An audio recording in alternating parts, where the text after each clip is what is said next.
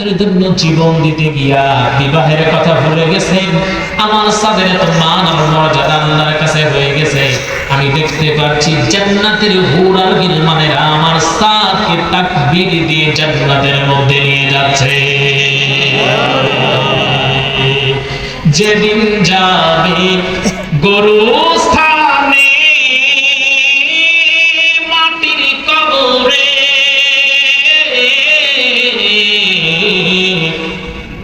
সাদা কাপড় পরাইয়া দিবে বিদায় করে মোর, সাদা কাপড় পরাইয়া দিবে বিদায় করে।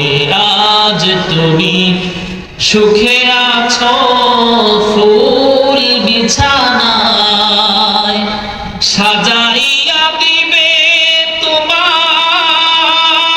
মাটির বিছানায়। আজ তুমি সুখে আছো ফুল বিছানায়, সাজাইয়া দিবে তোমায় মাটির বিছানায়। মাটির দেহ মাটি খাবে রবে একদিন পরে, সাদা কাপড় পরাইয়া দিবে বিদায় করে মোর, সাদা কাপড় পরাইয়া দিবে বিদায় করে।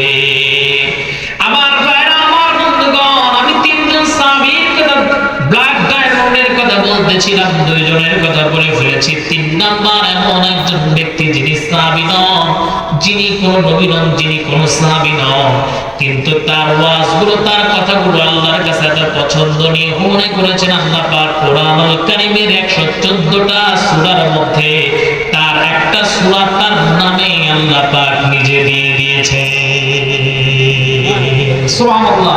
তিনি দেখতে ছিলেন খাটো, নাক ছিল বোচা, চুলগুলো এলোমেলো ছিল, দাঁত ছিল এলোমেলো ছিল তার দাঁত, তার পা ছিল ফাটা, এমন কালো কালো তারে দেখলে দুনিয়ার কেউ পছন্দ করবে না।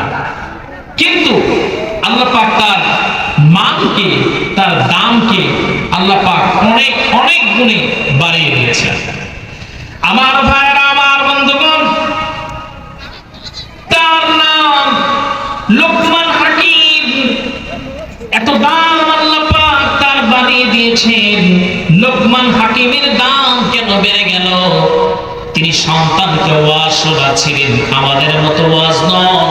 তিনি সন্তানকে